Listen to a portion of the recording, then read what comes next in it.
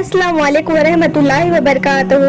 आज के इस वीडियो में हम आपको बताने वाले हैं कि मुहर्रम के दिन इस्लाम धर्म को मानने वाले कुछ लोग अपने आप को मारते हैं, खुद को तकलीफ देते हैं और मातम मनाते हैं। तो आज के इस वीडियो में हम आपको यही बताने वाले हैं कि इस्लाम धर्म को मानने वाले कुछ लोग ऐसा क्यों करते हैं, और साथ में हम आपको यह भी बताने वाले हैं कि इस्लाम में ताजिए की शुरुआत कैसे हुई।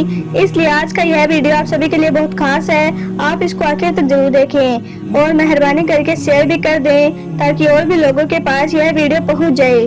तो चलिए शुरू करते हैं। इस्लामिक जानकारों के मुताबिक हजरत इमाम हुसैन की शहादत को याद रखते हुए मुहर्रम के दिन उनकी शहादत का मातम मनाया जाता है। हजरत इमाम हुसैन अल्लाह के प्यारे नबी हजरत मोहम्मद सल्लल्लाहु अलैहि वसल्लम के नाती हैं, यानी कि आपकी प्यारी बेटी हजरत फातिमा के बेटे हैं। हजरत इमाम हुसैन को करबला के मैदान में शहादत मिली थी। मुहर्रम के इतिहास को गहराई से समझने के लिए तारीख के उस हिस्से में चलते हैं जहां से इसकी शुरुआत हुई थी। ये उस वक्त की बात है जब इस्लामी खिलाफत यानी कि खलीफा का राजा हुआ करता था। खलीफा उस वक्त दुनिया में तमाम मुसलमानों का प्रमुख नेता हुआ करता था। पैगंबर मोहम्मद सल्लल्लाहु अलैहि वसल्लम के फरमान पर 4 खलीफा चुने गए थे। ये खलीफा हमेशा ही लोगों की राय के हिसाब से चुने जाते थे।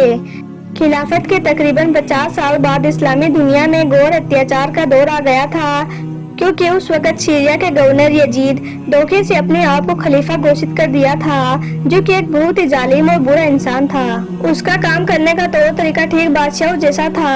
वो लोगों पर तरह तरह के जुल्म करता था, अत्याचार करता था, इस्लाम के कानून कायदों से हटकर काम करता था। इसलिए हजरत इमाम हुसैन यानी कि पैगंबर मोहम्मद साहब के नाती ने उस जालिम यजीद को खलीफा मानने से इनकार कर दिया। इस बात से नाराज होकर जालिम यजीद ने अपने लोगों को हुक्म देकर भेजा कि जाओ उस हुसैन के पास और उससे कह दो या तो वो मेरे आदेश का पालन करे, और अगर मेरी बात नहीं माने तो उसकी गर्दन काटकर मेरे पास ले आओ। अपने आका का हुक्म पाकर यजीद के लोग हजरत इमाम हुसैन के पास पहुँचे और यजीद की बात मानने के लिए कहने लगे। इस पर हजरत इमाम हुसैन ने ऐसे आदमी का कहा मानने से इनकार कर दिया जो खुद को अल्लाह मानने लगा। हजरत इमाम हुसैन ने कहा, मैं एक ऐसे जालिम विचार, भ्रष्टाचार और खुदा को न मानने वाले के आदेश को कभी नहीं मानूंगा। उसके बाद हजरत इमाम हुसैन अपने बीवी बच्चों को साथ लेकर मक्का शरीफ चले गए। लेकिन इधर दूसरी तरफ जब यजीद ने इमाम हुसैन की बात सुनी तब वो गुस्से से लाल हो गया और फिर उसने अपने लोगों को यात्री बनाकर मक्का में भेज दिया और हजरत इमाम हुसैन को मारने का आदेश दे दिया।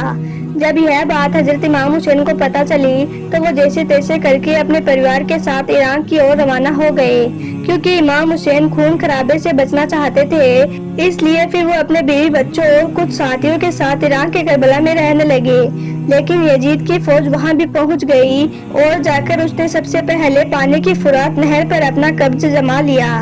उस वक्त हजरत इमाम हुसैन ने उस फौज से कहा, मुझे एक रात की मोहलत दे दो ताकि मैं अल्लाह की इबादत कर सकूं। उस रात को अशूरा की रात कहा जाता है। उस पूरी रात को हजरत इमाम हुसैन ने अल्लाह की इबादत की। फिर जैसे ही सुबह हुई तो जंग शुरू हो गई। जंग में हजरत इमाम हुसैन के तमाम साथी शहीद हो गए, और यही नहीं, हजरत इमाम हुसैन का 6 महीने का बेटा अली असगर प्यास से बेहाल होने लगा था। यह देखकर हजरत इमाम हुसैन उसे लेकर जंग के मैदान में गए और यजीद की फौज से कहा कि मेरे मासूम बेटे को पानी पिला दो। लेकिन यजीद की फौज को ना तो उस मासूम बच्चे की हालत पर तरस आया और ना ही उन्होंने इमाम हुसैन की कोई बात मानी। नतीजा ये निकला कि नन्ना अली असगर भी अपने बाबा हुसैन के बाहों में तड़प तड़प कर दम तोड़ गया।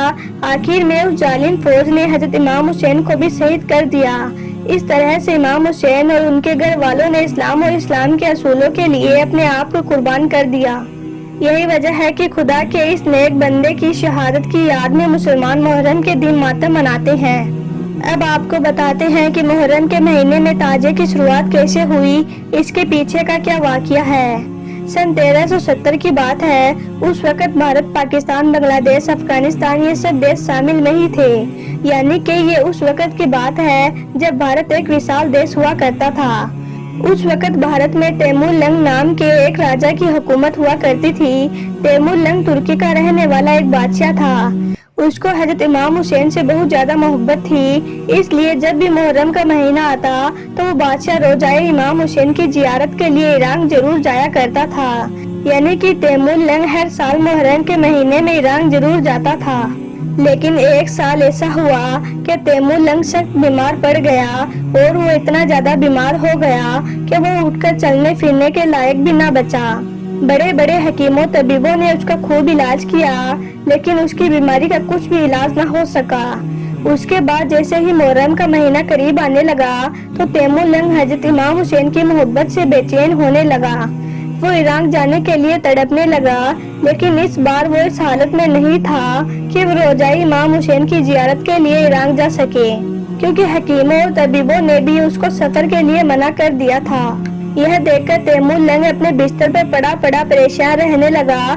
اس وقت تیمور لنگ کا ایک خاص منتری تھا جو کہ شیعہ سمودائے سے تھا۔ وہ سب سے خاص منتریوں میں سے ایک منتری تھا۔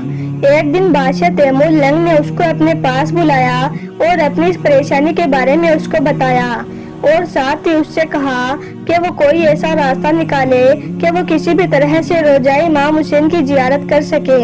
بادشاہ کی اس پریشانی کو دیکھ کر پھر اس شیعہ منتری نے اپنی تمام عوام میں یہ اعلان کروا دیا کہ جو بھی کوئی روضہ امام حسین کی شکل میں یعنی کہ جو بھی کوئی اس کا ہو بہو نقشہ بنا کر لائے گا اس کو بادشاہ کی طرف سے بہت بڑا انعام دیا جائے گا۔ یہ سن کر پھر اس زمانے کے جو بڑے بڑے کلاکار تھے ان سب نے مل کر روضہ امام حسین کے جیسا ماڈل بنانا شروع کر دیا۔ اس کے لیے انہوں نے بانس کی لکڑیوں کا استعمال کیا۔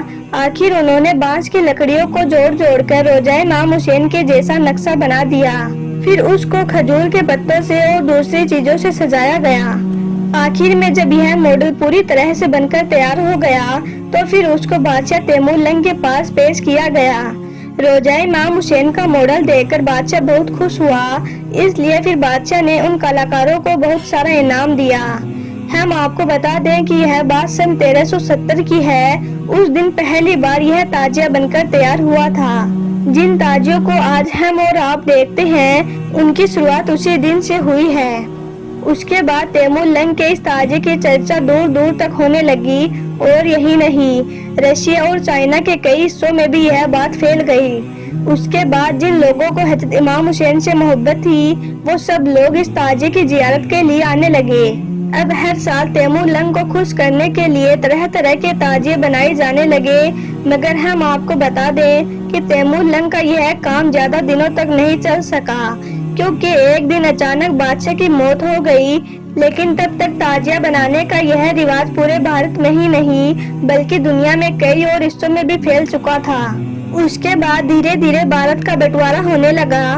بھارت، پاکستان، بنگلہ دیش، افغانستان یہ سب دیش الگ الگ ہو گئے، مگر تاجیہ بنانے کا یہ رواج ویسے ہی چلتا رہا۔